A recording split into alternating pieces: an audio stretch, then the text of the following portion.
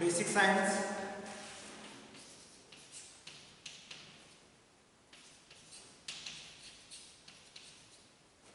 त्याच्यामध्ये दोन पार्ट आहेत, एक म्हणजे फिजिक्स,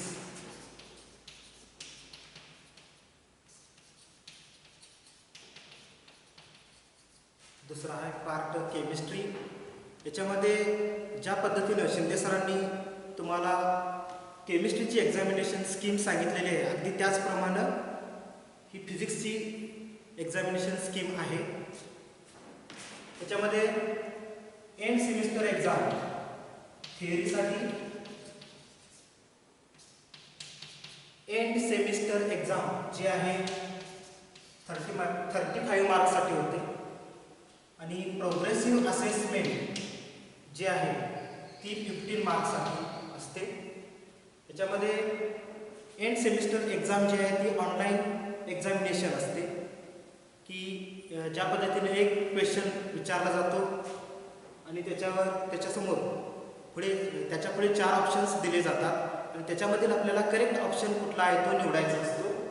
प्रोग्रेसिव्ह असेसमेंट जी आहे ती 15 मार्क्ससाठी. त्याच्यामध्ये 10 मार्क्स जे असणार आहेत ते युनिट टेस्टची. याच्यामध्ये पहिल्या सेमिस्टरमध्ये 2 युनिट टेस्ट होतात. युनिट टेस्ट ज्या आहेत त्या फिजिक्ससाठी 10 मार्क, केमिस्ट्रीसाठी 10 मार्क आणि अशा दोन्ही मिळून म्हणजे बेसिक सायन्स फिजिक्स, बेसिक सायन्ससाठी 20 मार्काची ही टेस्ट असते.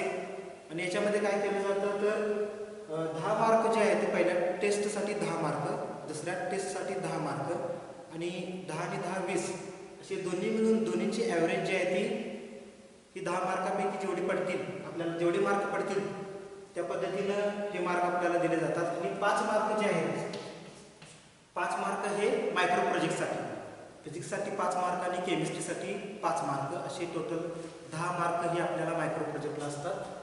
आणि त्याच्यानंतर प्रॅक्टिकलसाठी एंड सेमिस्टर एक्झाम जी आहे ती असते 25 मार्क्ससाठी,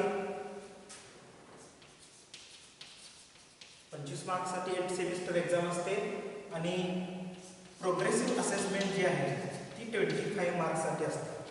त्याच्यामध्ये आपल्याला जर समजा टोटल 10 एक्सपेरिमेंट असतील तर 10 पैकी आपल्याला कुठला तरी एक फायनल प्रॅक्टिकल एक्झामिनेशनला एक एक्सपेरिमेंट आपल्याला दिला जातो आणि त्या एक्सपेरिमेंटला किती मार्क पडले, 25 पैकी किती पडतील, समजा 22 पडतील, 20 पडतील तर त्यापैकी आपल्याला हे मार्क दिले जातात. आणि प्रोग्रेसिव्ह असेसमेंट जी आहे ही आपल्याला प्रॅक्टिकल किंवा लॅब मॅन्युअल असतं आणि त्याच्यामध्ये जे काही 10 एक्सपेरिमेंट असतात, आपण त्या सेमिस्टरमध्ये पूर्ण जे काही एक्सपेरिमेंट आपण परफॉर्म करतो ते त्या प्रत्येक एक्सपेरिमेंटला 25 मार्क असतात. आणि समजा 10 एक्सपेरिमेंट असतील तर टोटल 250 मार्क्स या ठिकाणी त्या मॅन्युअलला असणार आहेत. आणि 250 पैकी परत 250 पैकी परत आपल्याला हे मार्क जे आहेत ते 25 मध्ये आपल्याला कन्वर्ट करायचे असतात. तर अशा पद्धतीनं ही बेसिक सायन्स या विषयाची एक्झामिनेशन स्कीम आहे. आता आपण डायरेक्ट सिलेबसकडे जाऊया. तर बेसिक सायन्स आय स्कीमला सब्जेक्ट कोड आहे 22-102.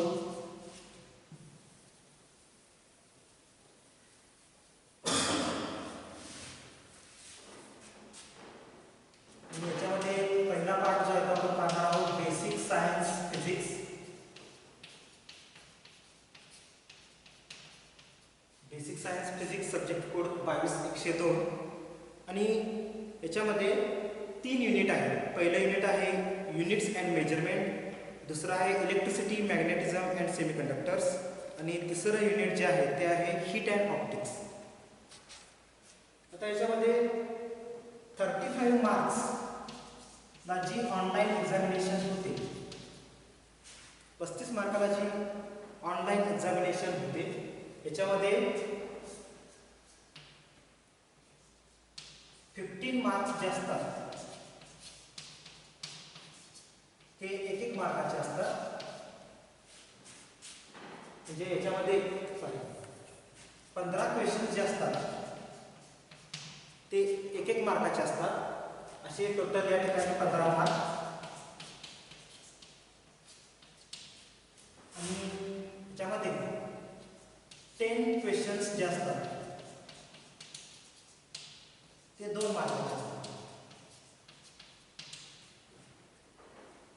10 multiplied by 2 20 मार्क्स आणि दोन्ही मिळून जे आहे ते 35 मार्काची ही आपली ऑनलाईन एक्झामिनेशन जे आहे ती होते. आता पहिलं युनिट जे आहे आपण सिलेबस स्टेप बाय स्टेप जो आहे तो आपण नोटबुकमध्ये लिहून घ्यायचा आहे. पहिलं युनिट आहे unit number 1 units and measurement.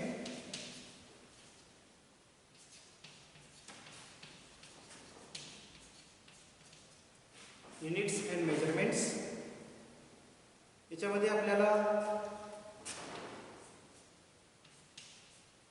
3 प्रकारचे क्वेश्चन्स हे ऑनलाईन एक्झामिनेशनसाठी विचारले जातात.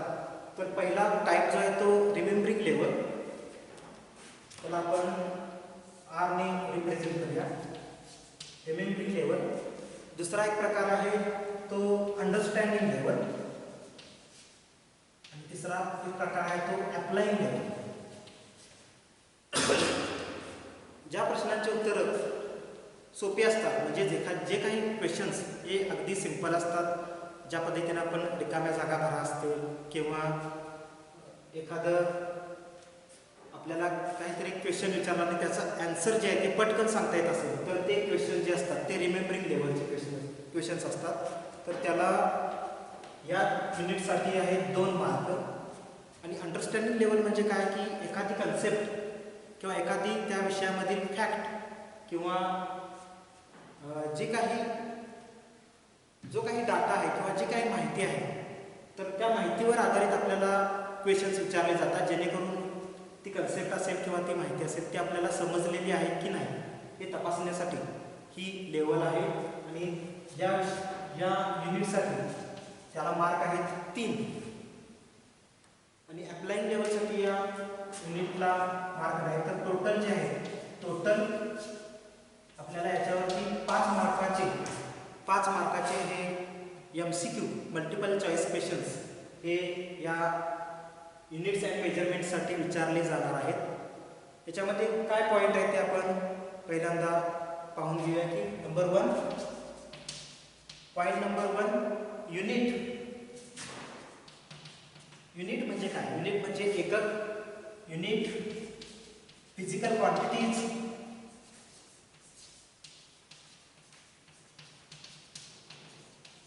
भौतिक राशी, fundamental and derived quantities,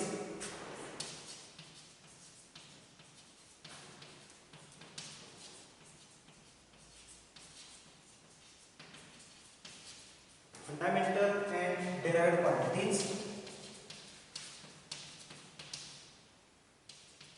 fundamental म्हणजे मूलभूत आणि डिराइव्ड म्हणजे विशिष्ट किंवा ठरवलेल्या राशी. And their units. Point number 2 system of units. System of units याच्यामध्ये पहिली सिस्टीम जी आहे ती MKS system, metre kilogram second. म्हणजे ज्या सिस्टीममध्ये लेंथ ही मीटरमध्ये मेजर केली जाते, मास किलोग्रॅममध्ये मेजर केलं जातं आणि टाईम जो आहे तो सेकंदमध्ये मोजला जातो. म्हणून या सिस्टीमला MKS सिस्टीम असं म्हणायचं आहे. MKS system. त्याच्यानंतर CGS system, centimetre gram second system. त्याच्यानंतर FPS यालाच आपण ब्रिटिश सिस्टीम असं म्हणतो. लेंथ जी आहे ती या सिस्टीममध्ये फूटमध्ये मेजर केली जाते, मास हे पाऊंडमध्ये मेजर केलं जातं आणि टाईम जो आहे तो सेकंदमध्ये मेजर केला जातो. आणि चौथी सिस्टीम जी आहे ती इंटरनॅशनल सिस्टीम ऑफ युनिट्स. तर या 4 सिस्टीम्स आपल्याला या दुसऱ्या पॉईंटमध्ये शिकायच्या आहेत. 1.3 dimensions and dimensional formula.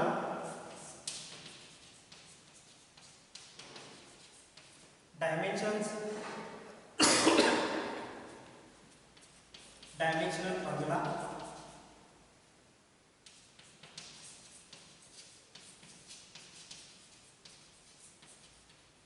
Dimensions म्हणजे काय? परिमाण. किंवा त्याला आपण आकारमान असं म्हणतो. आणि त्या परिमाणाचं सूत्र डायमेन्शन्स अँड डायमेन्शन फॉर्म्युला. चौथा पॉईंट आहे एरर्स. एरर्स म्हणजे त्रुटी. Errors, types of errors.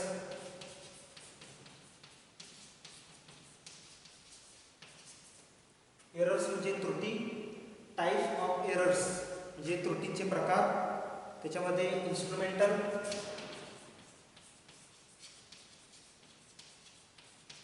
Instrument म्हणजे काय तर एखादं साहित्य किंवा मोजमापासाठी लागणारं उपकरण. तर त्याच्यामध्ये ज्या काही त्रुटी येतात ते आपल्याला याच्यामध्ये शिकायच्या आहेत. सिस्टमॅटिक,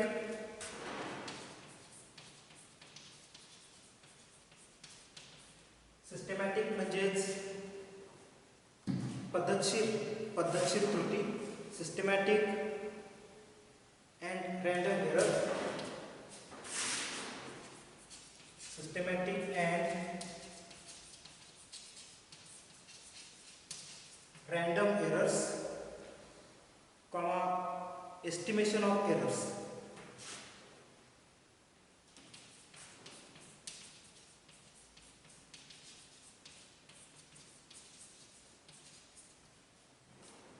रँडम म्हणजे यादृच्छिक असा त्याचं मराठीमध्ये मिनिंग आहे. रँडम म्हणजे काय की अचानक येणारे जे काही एरर्स किंवा त्रुटी ज्या काय आहेत, मेजरमेंट पण जे काही हे करत असतो तर त्याच्यामधले जे काही एरर्स असणार आहेत त्याला आपण रँडम एरर्स म्हणणार आहोत. आणि एस्टिमेशन म्हणजे काय की त्याच्यामध्ये जे काही आपण जे एरर्स आपण त्याच्यामधून जे काय आपण जाणून घेण्याचा प्रयत्न करणार आहोत किंवा सॉल्व्ह करणार आहोत किंवा ते आपण पडताळून पाहणार आहोत तर त्यालाच म्हणायचं आहे estimation of errors. Absolute,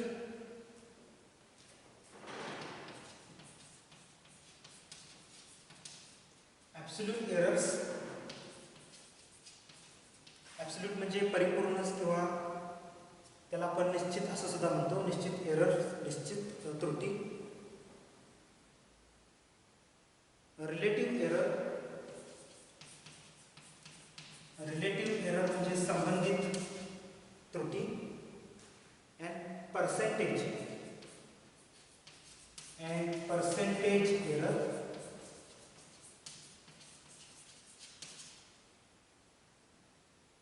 percentage error म्हणजेच टक्केवारीतील त्रुटी. आणि शेवटचा पॉईंट जो आहे तो याच्यामध्ये significant figures. Significant figures.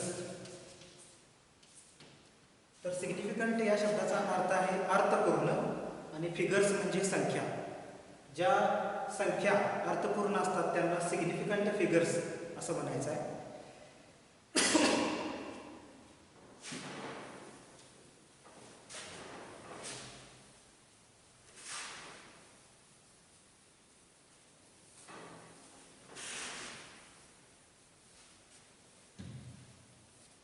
Unit number 2, electricity, magnetism and semiconductors.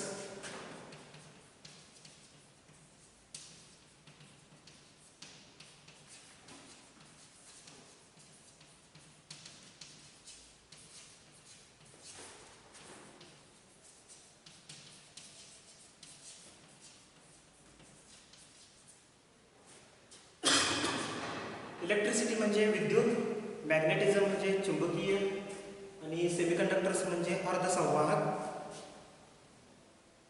आणि याची जी स्कीम आहे तर हा ऑनलाईन एक्झामिनेशनसाठी 16 मार्काला याच्यावर या युनिटवरती क्वेश्चन्स विचारले जातात. त्याच्यामध्ये रिमेंबरिंग लेवल जे आहे, रिमेंबरिंग लेवलसाठी 3 मार्क, अंडरस्टँडिंग लेवलसाठी 5 मार्क आणि अप्लाइंग लेवलसाठी 8 मार्क असे टोटल 16 मार्कासाठी हे युनिट आहे. त्याच्यामध्ये पहिला पॉईंट आहे concept of charge. concept of charge म्हणजेच प्रभार म्हणजे काय, Coulomb's inverse square law, Coulomb's inverse square law, कुलम्बचा व्यस्त वर्ग नियम, कुलम्ब या शास्त्रज्ञानं मांडलेला व्यस्त वर्ग नियम, Coulomb's inverse square law, electric field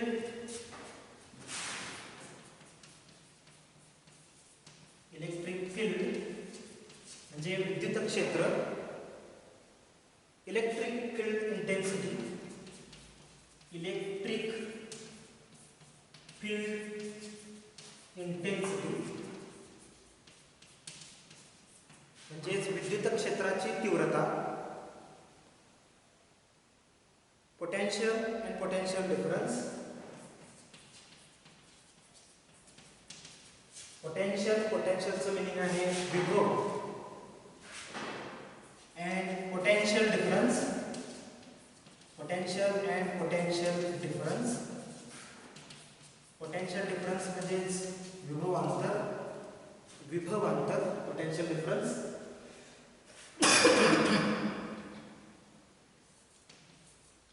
Second point, magnetic field and magnetic field intensity.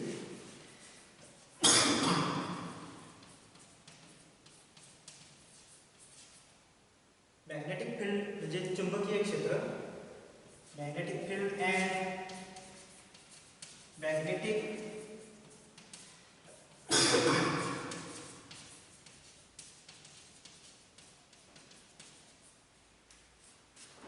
Field intensity, चुंबकीय क्षेत्राची तीव्रता,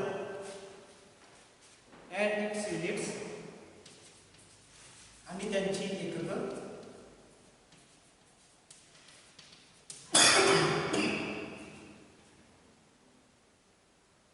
magnetic lines of force, magnetic lines of force,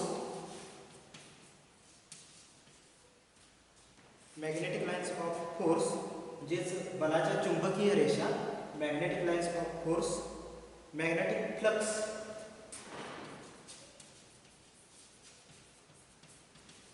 magnetic flux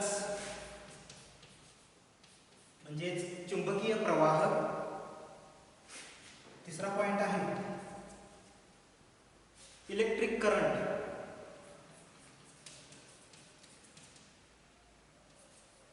electric current विद्युत प्रवाह, ओहम्स लॉ,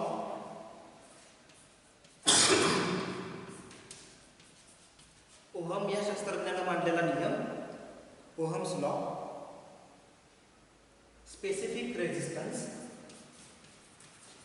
स्पेसिफिक रेजिस्टन्स